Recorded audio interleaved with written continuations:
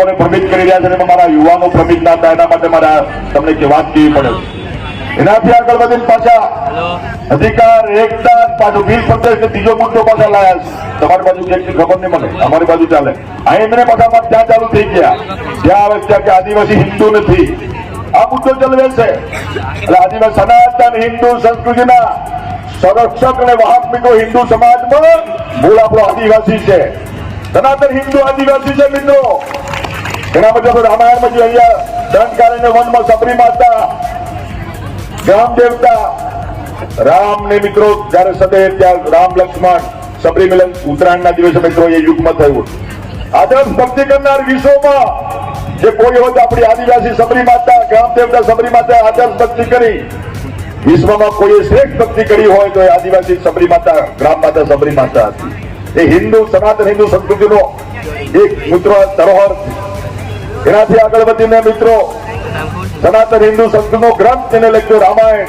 ગરીબ આવાસ યોજના, પ્રધાનમંત્રી આવાસ યોજના, આયુષ્માન ભારત કાર્ડ, આ શિક્ષણની વ્યવસ્થા, બધી વ્યવસ્થા બધા તંત્રની વ્યવસ્થા મિત્રો કરી રહ્યા છે. આપણે તો ઘર ચલાવી શકતા નથી, બિલ પ્રદેશની માંગણી કરવાની, લોકોને ઉશ્કેરવાનું કામ કયું બાકી રહી ગયું છે, શું ખૂટે છે, બધું જ મિત્રો આપણી દેશની સરકાર અને પ્રદેશ સરકારમાંથી બધી વ્યવસ્થા મિત્રો આપણા ભૂપેન્દ્રભાઈ પટેલ સાહેબ ને આપણી સરકાર મિત્રો કરી રહી છે. આ બધી વ્યવસ્થા જે છે અલગ પ્રાંત રેવન્યુ જનરેટ ક્યાંથી કરીશું, પૈસા ક્યાંથી લેવાના, આપણે ટેક્સ કેટલા ભરીએ છીએ. આ દેશમાં 140 કરોડ દેશવાસીઓ મિત્રો 8 કરોડ લોકો ટેક્સ ભરે છે. 8 કરોડ લોકો ટેક્સ ભરે છે. દેશનું મિત્રો શાસન ચાલે છે, દેશની વ્યવસ્થા ચાલે છે. એમાં આદિવાસી સમાજના લોકો આપણે ક્યાં ઉદ્યોગપતિઓ છે, ક્યાં આપણે મિત્રો ટેક્સ ભરીએ છીએ. કાલે બિલ પ્રદેશ તો લઈ આવીએ આપણે ભેગા થઈને. આજે અલગ પ્રાંતવાદના નામે મિત્રો દેશ અલગ છે, બાંગ્લાદેશ આ પાકિસ્તાન અલગ થયું, શું દશા છે એમની આજે. આ તો સાથે રહીને મોદી સાહેબ ઉદ્યોગપતિઓ પાસે આ ટેક્સ જે વધુ કમાશે એમની પાસે ટેક્સ લઈને ગરીબોની સેવા મિત્રો કરી રહ્યા છે. એમની પાસે પૈસા લઈને આપણા ગરીબ ઉપેક્ષિત આદિવાસી દરેકમાં એકતાની વાત છે.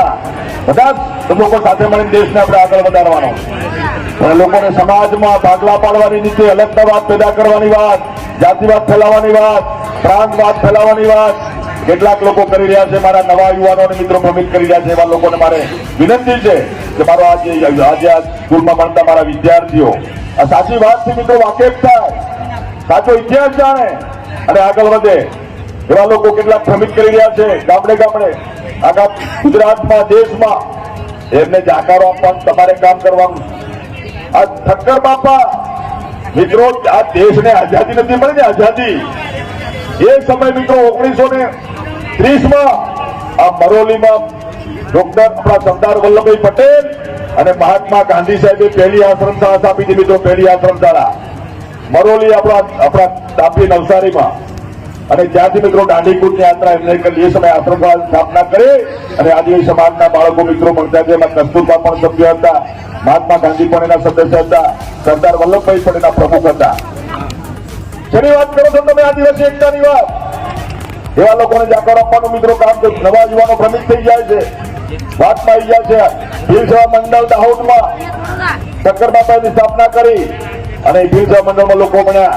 અહીંયા ભરૂચ જિલ્લા આદિવાસી સેવા સંઘની કેળવણી મંડળની સ્થાપના એ સમય મિત્રો કરી. આ બધો ઇતિહાસ, સાચો ઇતિહાસ મિત્રો આપણે જાણવો પડે બધાએ. આજે લોકોને ભ્રમિત કરવા માટે નીકળ્યા છે અધિકારના નામે, પછી કે આદિવાસીના અધિકારો માટે લડીએ છીએ. કયા અધિકારની વાત કરો છો ભાઈ તમે?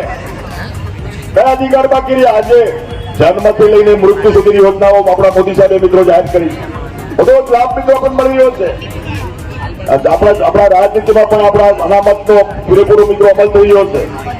આ પીડી વસાવા સાહેબના ગામમાં ગ્રામ પંચાયતનો સભ્ય આદિવાસી છે, ગ્રામનો સરપંચ આદિવાસી, તાલુકા પંચાયત સભ્ય આદિવાસી, જિલ્લા પંચાયત સભ્ય આદિવાસી, જિલ્લા પંચાયતનો પ્રમુખ જે રોટેશન પ્રમાણે આદિવાસી આવે, ધારાસભ્ય આદિવાસી, સંસદ સભ્ય આદિવાસી બેઠા છે. અને ગુજરાત સરકારમાં મંત્રી તરીકે આદિવાસી તરીકે હું પણ છું. અને દેશના રાષ્ટ્રપતિ દ્રૌપદી મુર્મુ પણ એ આદિવાસી તરીકે આજે બિરાજમાન છે. તો કયા હક ને અધિકારની વાત કરો તમે? તમામ હક ને અધિકાર મિત્રો આ દેશમાં આપણા સંવિધાન કરાય પછી બધા આપણે મળ્યા છે. પણ કેટલાક લોકો અધિકારના નામે, એકતાના નામે લોકોને ભ્રમિત કરવા માટે નીકળેલા છે. પાછા કે અમને અલગ રાજ્ય આપજો. કયું રાજ્ય માંગે ભાઈ? એટલે આ ભીલ પ્રદેશ અલગ રાજ્યની માંગે, ભીલ પ્રદેશ અમને અલગ આલો.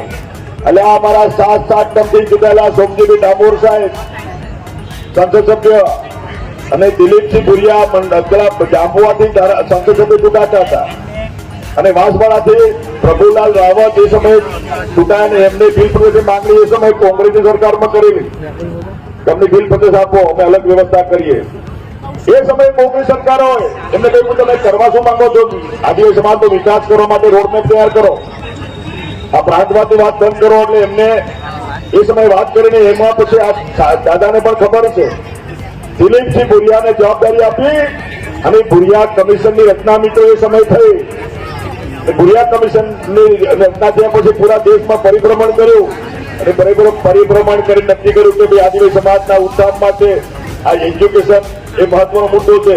એના માટે મિત્રોની વ્યવસ્થા થઈ અને આદિવાસી સેવા સંઘને સોમજીભાઈ ડામોર સાહેબે પણ આદિવાસી વિકાસ પરિષદની સ્થાપના કરી અને એમને બધાએ પણ શિક્ષણમાં આગળ વધવાની વાત કરીને ભુરિયા સમિતિએ જે અહેવાલ આપ્યો 1992માં અને ન્યૂ ગુજરાત કેતન મિત્રો બની 1997માં અને આ બધા હક ને અધિકાર મળવાની વાત થઈ ને બધા ભીલ પ્રદેશની વાત કરતી લોકો મુદ્દો એમને ડબલામાં મૂકી દીધો.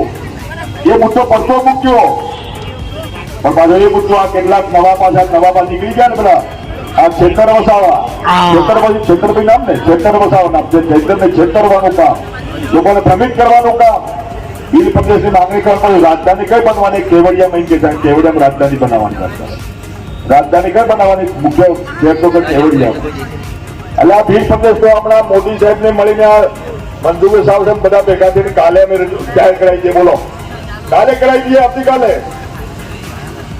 એક રાત અલગ માંગી લઈએ. પણ શાસનને ચલાવવાનું કઈ રીતના? રેવન્યુ જનરેટ ક્યાંથી કરવાની? આપણા મોદી સાહેબ તો ઉદ્યોગપતિઓ પાસેથી, કર્મચારીઓ પાસેથી ટેક્સ